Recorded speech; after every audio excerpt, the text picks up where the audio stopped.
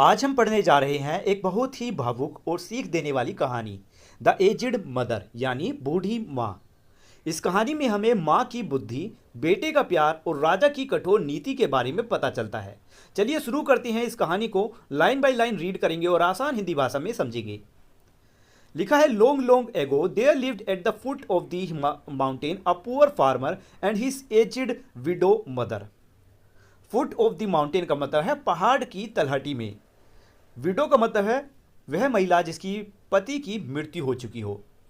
कि बहुत समय पहले पहाड़ की तलहटी में एक गरीब किसान और उसकी बूढ़ी विधवा माँ रहते थे। They own a piece of land which supplied them with food. They were humble, peaceful and happy. उनके पास थोड़ी सी जमीन थी जो उन्हें खाने के लिए अनाज देती थी। ये लोग विनम्र थे, शांत थे और खुशहाल जीवन जी रहे थे। Their village signing was govern by a despotic leader. उनका गांव एक अत्याचारी, यहाँ पर डेस्पोटिक का मतलब है क्रूअल शासक यानी क्रूर शासक, कि उनका गांव एक अत्याचारी शासक द्वारा शासित था, यानी उनके गांव पर एक अत्याचारी राजा का राज था। He was proud of being a great warrior and dislike anything that suggested failing health and strength. वह राजा अपने आप को बहुत बड़ा योद्धा समझता था और उसे बूढ़ापे या कमजोरी का कोई भी निशान बिल्कुल पसंद नहीं था। This made him send out a cruel proclamation. इसी कारण उसने एक बहुत ही कठोर आदेश जारी किया। प्रोक्लेमेशन का मतलब है आदेश जारी किया। The entire province was given strict order to immediately put to death all the aged people। पूरे राज्य में यह सख्त आदेश दिया गया कि सभी बूढ़े लोगों को तुरंत मौत की घाट उतार दिया जाए। Those were barbarous days and the custom of abandoning old people to die was not uncommon। वह समय बहुत ही सभ्य था और बूढ़ों को मरने के लिए छोड़ देना उस समय आम बात थी। The poor farmer loved his aged mother with tender reverence and the order filled his heart with sorrow। कि गरीब किसान अपनी बूढ़ी माँ से बहुत आदर और प्यार करता था। यह आदेश सुनकर उसका दिल दुख से भर गया। But no one ever thought twice about obeying the mandate of the governor। यहाँ पर गवर्नर का मतलब राजा सही है कि लेकिन कोई भी व्यक्ति राजा के आदेश की अवहेलना करने की हिम्मत नहीं कर सकता था। So with many deep and hopeless Sai the farmer prepared for what at the time was considering the kindest mode of death. इसलिए किसान ने गहरी और निराश भरी सांस लेते हुए तैयार की उस समय जो दयालु मौत मानी जाती थी, यानी बूढ़ों को पहाड़ पर छोड़ आना। Just at sundown when his day's work ended, he took some rice and which was the principal food for the poor। सूर्यास्त के समय, जब सूरज ढल गया, उस समय जब उसका दिन का काम खत्म हुआ तो उसने थोड़ा चावल लिया जो गरीबों का मुख्य भोजन था। He cooked the rice, tied it in a square cloth and swung in a bundle around his neck along with a gourd filled with cool sweet water। उसने चावल पकाया, कपड़े में बांधकर अपनी गर्दन पर लटका लिया और एक लोकी में ठंडा मीठा पानी भरकर साथ ले लिया। Then he lifted his helpless old mother on his back and started on his painful journey up the mountain। फिर उसने अपनी लाचार बूढ़ी माँ को पीठ पर उठाया और दर्द भरी यात्रा पहाड़ की ओर शुरू की। The road was long and steep. The narrow road was crossed and recrossed by many paths made by hunters and woodcutters। रास्ता बहुत लंबा और खड़ा था, बहुत ही पतला रास्ता था। कई बार शिकारी और लकड़ी काटने वालों के बनाए रास्तों से मिलकर उलझता रहता था। मतलब रास्ता बहुत लंबा था और खड़ा भी था, बहुत पतला रास्ता था और कई बार शिकारी और लकड़ी काटने वालों के लिए बनाए रास्ते से मिलकर यह रास्ता उलझ जाता था। मतलब बड़ा ही कॉम्प्लिकेटेड रास्ता था। At some place they lost their way. कई जगह पर वे रास्ता भटक गए। The young farmer was confuse but he gave no heed as he thought one path और अनदर इट्स हार्डली मैटर्स। किसान परेशान तो हुआ, लेकिन उसने ध्यान नहीं दिया और सोचा कोई भी रास्ता हो फर्क नहीं पड़ता, मुझे तो बस चलते जाना है। He went on climbing blindly towards the high bare summit of what is known as Obasuteyama, the mountain of the abandoning of the edged.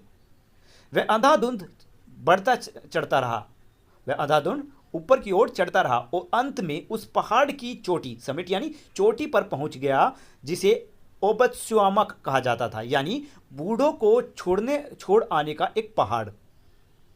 The eye of the old mother were not so dim, they noted the reckless hastening of her son from one part to another.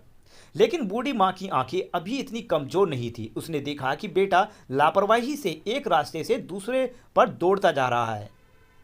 This made her loving heart anxious. She knew that her son did not know the mountain's many paths, and his return might be one of the danger. यह देखकर उसकी माँ चिंतित हो गई कि बेटा किस तरीके से अंधाधुंध लापरवाही से दौड़ा जा रहा है। यह देखकर उसकी माँ चिंतित हो गई, परेशान हो गई। उसे पता था कि बेटा पहाड़ के रास्ते को नहीं जानता और उसकी वापसी खतरनाक हो सकती है। So she stretched her hand and snapped the twigs from the bushes as they passed. इसलिए वह रास्ते में झाड़ियों से टहनियाँ तोड़ती गई। She quietly dropped a handful after every step on their way, and as they climbed, the narrow path behind them was dotted at frequent intervals with tiny piles of twigs.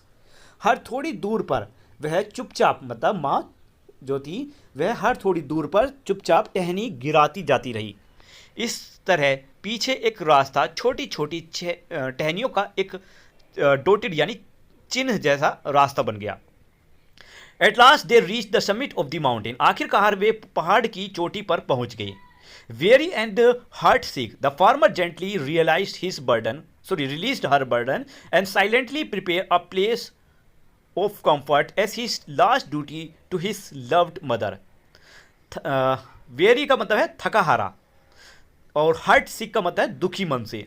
तो थका हारा और दुखी मन से किसान ने अपनी माँ को धीरे से नीचे उतारा और उन्हें छोड़ने के लिए एक आरामदायक जगह तैयार करने लगा, मानो यह उसकी माँ के लिए आखिरी सेवा है उसकी। ही गैदर्ड फॉलन पाइन नीडल्स। उसने गिरी हुई पाइन यानी एक तरीके का पेड़ है कि पत्तियाँ इकट्ठा की। आगे made a soft cushion and tenderly lift his old mother on to it. किसान ने उनसे एक मुलायम गद्दी बनाई, एक मुलायम बेड तैयार किया और अपनी बूढ़ी माँ को बड़े प्यार से उस पर बिठा दिया। He wrapped her padded coat more closely about her stooping shoulders. उसने माँ के झुके हुए कंधे पर उनका गर्म कोट और कसकर लपेट दिया, जिसे उन्हें ठंड न लगे, क्योंकि पहाड़ी पर बहुत ज़्यादा ठंड होती है। He bid farewell to his old mother and tearful eyes and aching heart. उसने अपनी माँ को आंसुओं से भरी आंखों और दुखी दिल से विदा किया। The trembling mother's voice was full of unselfish love as she gave her last injection. कांपती हुई माँ की आवाज़ निस्वार्थ प्रेम से भरी हुई थी जब उसने आखिरी बार अपने बेटे को एक सलाह दी। Let not thine eye be blinded, my son, she said. The mountain road is full of dangers. माँ ने कहा, बेटा अपनी आंखें मत बंद करना, पहाड़ का रास्ता बहुत खतरनाक है। Look careful and follow the path which hold the piles of twigs. They will guide you to the familiar path downward.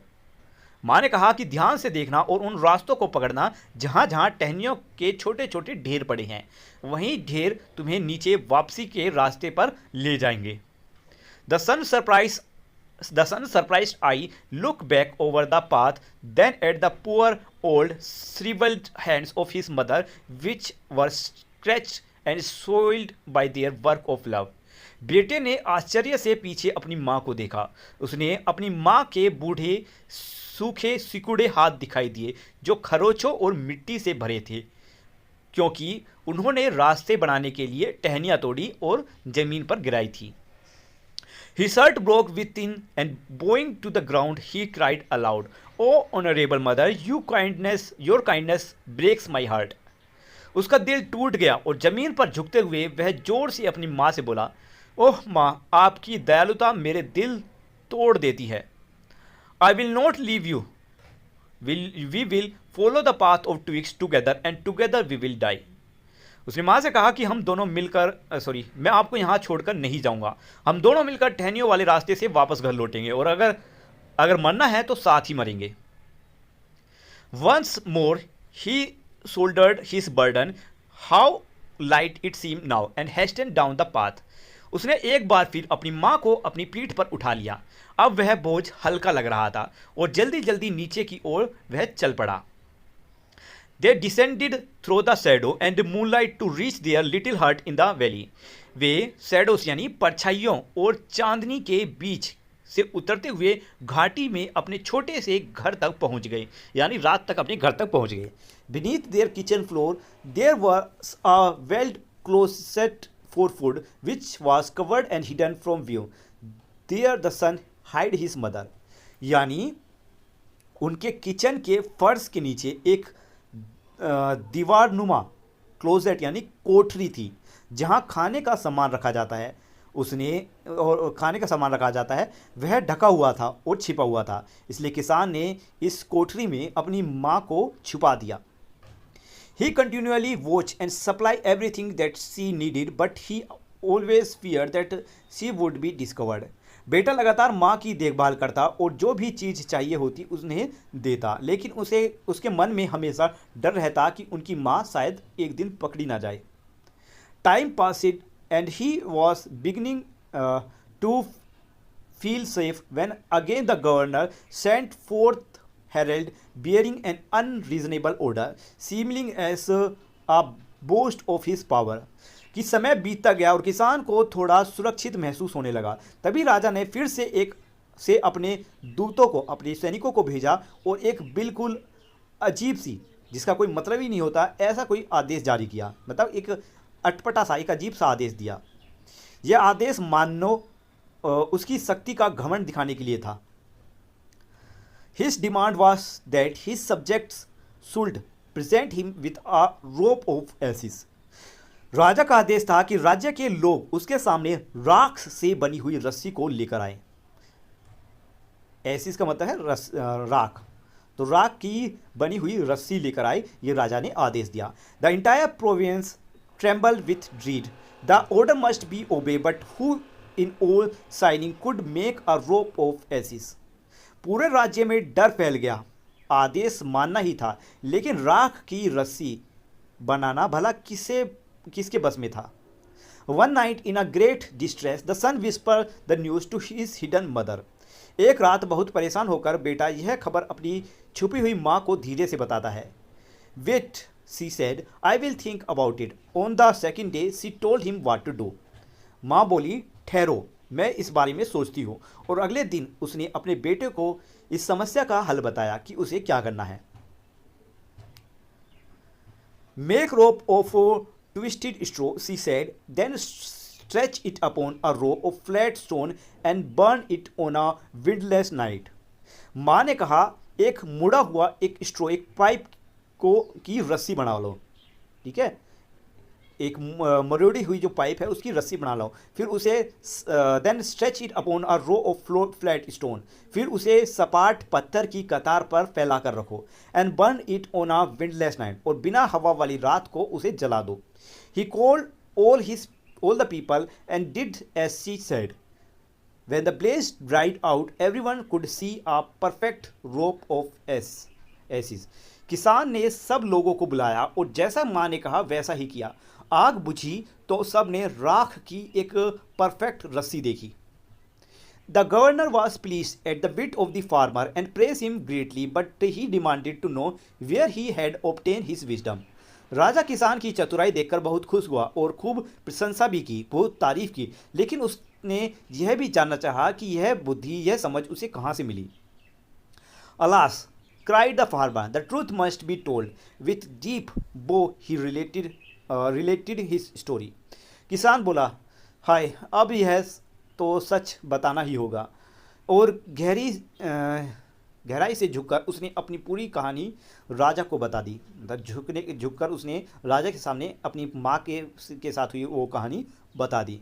The governor listen and then meditated in silence, finally he lift his head. राजा ने किसान की बातें ध्यान से सुनी और थोड़ी देर चुपचाप सोचते रहे।